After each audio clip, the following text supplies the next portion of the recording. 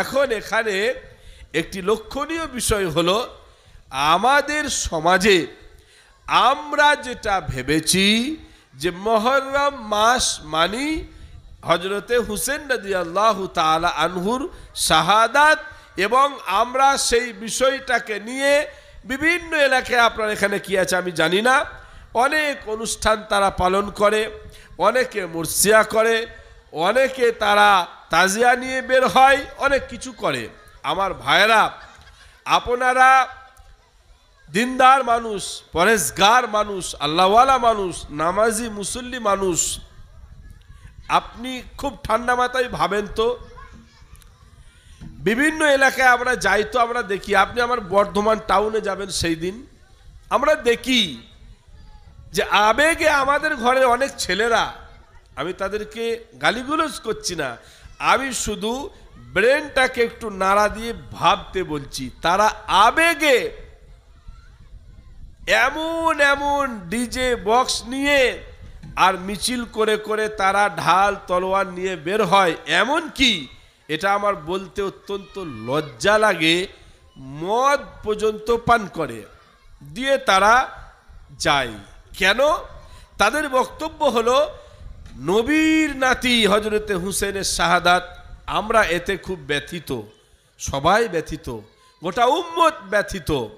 এবার আপনি আপনার বিবেককে জিজ্ঞাসা করেন, আপনার রায়গ্রামে বাড়ি, আপনার বিয়ে হয়েছে মামুদপুরে, এখন রাত্রিবেলায় 3টের সময় খবর এলো যে আপনার শ্বশুর ইন্তেকাল করেছে, তো সকালে আপনাকে যেতে হবে। আপনি সকালবেলায় রায়গ্রাম থেকে গোটা 20 ছেলেকে রেডি করলেন, ডিজে বক্স ভাড়া করলেন, ব্যঞ্জন ভাড়া করলেন, প্রয়োজনে তাদের হাতে মদও দিলেন, দিয়ে এবারে আপনি বাজিয়ে বাজিয়ে মামুদপুর গ্রাম প্রবেশ করছেন, ঢুকছেন। মামুদপুরের লোকেরা তারা কবর কাটা নিয়ে ব্যস্ত, অনেক মানুষ আসবে, তাদের খাওয়ান দাওয়ানের মেহমানদারির ব্যবস্থা করার জন্য তারা সেখানে যে যার কাজে লেগে আছে। আপনারা যখন এইভাবে প্রবেশ করছেন, তখন তারা জিজ্ঞাসা করছে কি ব্যাপার, আপনি গিয়ে বলেন আমার শ্বশুর মারা গেছে, আমার কলিজাটা ফেটে যাচ্ছে, এই জন্য আমি এইগুলো নিয়ে ঢুকছি। এবার বিবেককে জিজ্ঞাসা করে বলেন যে মামুদপুরের লোকেরা আপনাদেরকে ডেকে এই গরমে ফ্রিজের পানি বার করে কাগজি লেবুর শরবত দেবে না বাবলা ডালে করে পিটুবে? বলেন। বিচার কিন্তু আপনাকে করতে হবে, আপনি ভেবে দেখেন খালি একটু। তাহলে আমার শ্বশুরের বেলায় যদি বাবলা ডাল হয়, তাহলে নবীর নাতির জন্য যদি আমি এটা করি তাহলে কি হবে? এবার আপনি ভেবে দেখেন। এটা আমি ভাবতে বলছি শুধু আপনাকে, আমার কাজ আমি আপনাকে বলবো, আপনি মানতেও পারেন না মানতেও পারেন, হিসাব আপনাকে দিতে হবে, আমাকে দিতে হবে না। আমি আপনাকে গালিগালাজও করতে পারবো না, কি আছে আমি সেটুকু আপনাকে বলবো, আপনি এটুকু করলে আমার বিশ্বাস হাদিস কোরআন যা পড়েছি আপনার দুনিয়াতেও লাভ হবে, কবরেও লাভ হবে, আখিরাতেও লাভ হবে। তাহলে আমার শ্বশুরে যদি না চলে, তাহলে হযরতে হুসেন রাদিয়াল্লাহু তাআলা আনহু এটা কি করে চলে? এবং এইটাকে কেন্দ্র করে আপনি কল্পনা করতে পারবেন না, ইয়াজিদের আব্বা হযরতে আমিরে মুআবিয়া রাদিয়াল্লাহু তাআলা আনহু, ইয়াজিদের আপনার নানা হযরতে আবু সুফিয়ান রাদিয়াল্লাহু তাআলা আনহু, ইনাদেরকে পর্যন্ত এমন গালিগালাজ করা হয় আপনি কল্পনা করতে পারবেন না। অথচ আপনি কাকে গাল দিচ্ছেন? হযরতে আমিরে মুআবিয়া রাদিয়াল্লাহু তাআলা আনহু, হযরতে আবু সুফিয়ান রাদিয়াল্লাহু তাআলা আনহু সর্বসম্মতিক্রমে ইনারা প্রিয় নবী সাল্লাল্লাহু আলাইহি ওয়াসাল্লামের সাহাবী, সাহাবীদের মর্যাদা সারা জীবন যদি আপনি নামাজের পাটিতে বসে থাকেন তবুও আপনি সেই মর্যাদায় পৌঁছাতে পারবেন না। আপনি তাকে গালি দিয়ে নিজের ঈমান আকীদাকে আপনি শেষ করছেন। এই জন্যই তো বিশ্বনবী বলে গিয়েছিলেন এমন একটা সময় আসবে সকালবেলায় মানুষ হবে ঈমানদার, বৈকাল বেলায় হবে, সন্ধ্যাবেলায় হবে বেঈমান। সন্ধ্যাবেলায় থাকবে তার ঈমান, সকালবেলায় সে হয়ে যাবে বেঈমান। সে এমন এমন ভাষা ব্যবহার করবে, এমন এমন কাজ করবে যে তাতে তার ঈমান চলে যাবে। হযরত আমিরে মুআবিয়া রাদিয়াল্লাহু তাআলা আনহু, তার ব্যাপারে আপনি হাদিস কোরআনকে অ্যানালাইসিস করে দেখেন যে আপনি কাকে গালি দিচ্ছেন। হযরত আমিরে মুআবিয়া রাদিয়াল্লাহু তাআলা আনহু, 1 নম্বরে তিনি সাহাবী, 2 নম্বরে তিনি কেমন সাহাবী, ওই সৌভাগ্য তিনি অর্জন করেছেন যে সাহাবীরা ওহী লিখতেন তাদের মধ্যে একজন অন্যতম কাতিবে ওহী হযরত আমিরে মুআবিয়া রাদিয়াল্লাহু তাআলা আনহু।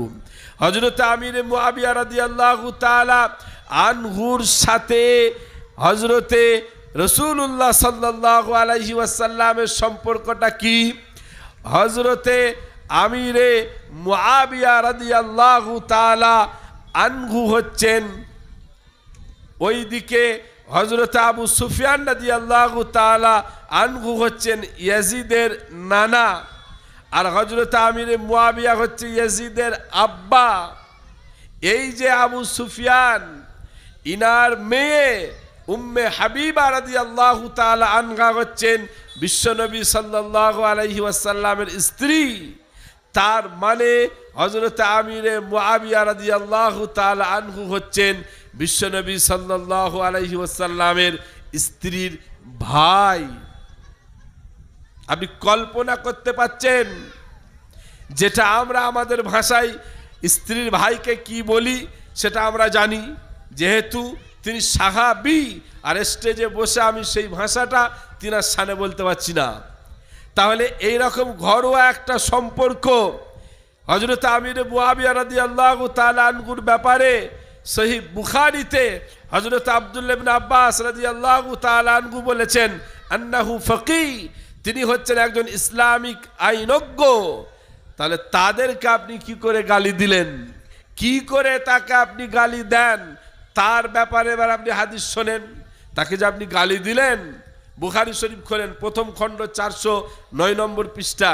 হযরতে উমাইর বিন আসওয়াদ রাহমাতুল্লাহ আলাইহি ইনি বলছেন, আমি একবার হযরতে উবাদা ইবনে সামিত রাদিয়াল্লাহু তাআলা আনহুর সঙ্গে সাক্ষাৎ করতে গেলাম রোমের হামাস শহরে সমুদ্র উপকূলে।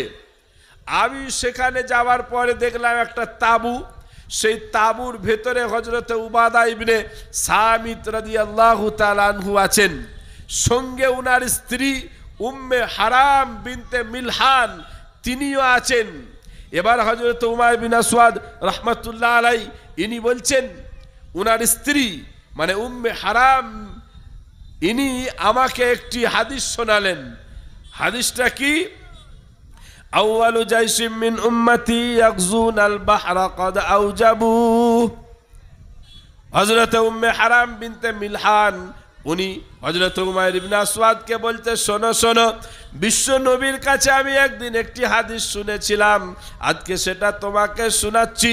নবীজি বলেছিলেন, আমার উম্মতদের মধ্যে একটা টিম, একটা দল, তারা সমুদ্র পথে অভিযান করবে, দ্বীন ইসলামের জন্য তারা যুদ্ধ করবে।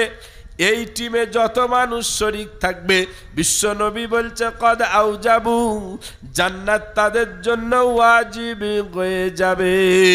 মুহাদ্দিসিনে কেরামদেরকে জিজ্ঞাসা করে দেখেন, সর্বসম্মতক্রমে মুহাদ্দিসিনে কেরামরা রায় দিয়েছেন, এই যে যুদ্ধের কথা বলা হয়েছিল, ইসলামের সর্বপ্রথম সমুদ্র পথে যে যুদ্ধ হয়েছে তার নেতৃত্ব দিয়েছিলেন, সেনাপতির দায়িত্ব পালন করেছিলেন হযরত আমিরে মুআবিয়া রাদিয়াল্লাহু তাআলা আনহু। তাহলে নবী বলেছে এই যুদ্ধে যারা শরীক তারা হবে জান্নাতি। উম্মে হারাম বিনতে মিলহান বলছে, সেই সুযোগে আমি বিশ্ব নবীকে জিজ্ঞাসা করেছিলাম, ইয়া রাসূলুল্লাহ, ইয়া হাবিবাল্লাহ, আমি কি সেই যুদ্ধে শরীক থাকব? বিশ্ব নবী আমাকে বলেছিলেন, হ্যাঁ, সেই যুদ্ধে তুমি শরীক থাকবে, উপস্থিতি থাকবে। তাহলে যারা শরীক হবে তারা জান্নাতি। তাহলে উনি তো সেনাপতির দায়িত্ব পালন করেছে, উনার অবস্থাটা কি হবে এটা আমার আপনার ভেবে দেখা দরকার। কার ব্যাপারে কি মন্তব্য করছি এটা একটু জানা দরকার, পড়াশোনা করা দরকার, একটু জানার আগ্রহটা বাড়ানোর প্রয়োজন রইল। কথা, হ্যাঁ, কারবালার যে ইতিহাস অত্যন্ত মর্মান্তিক ইতিহাস, খুব বেদনাদায়ক লোমহর্ষক ইতিহাস কারবালার, এটা মেনে নেওয়া যায় না। দুঃখে উম্মতের কলিজা ফেটে যাবে, স্বাভাবিক কথা, কিন্তু এটা একটা ব্যতিক্রম ব্যাপার।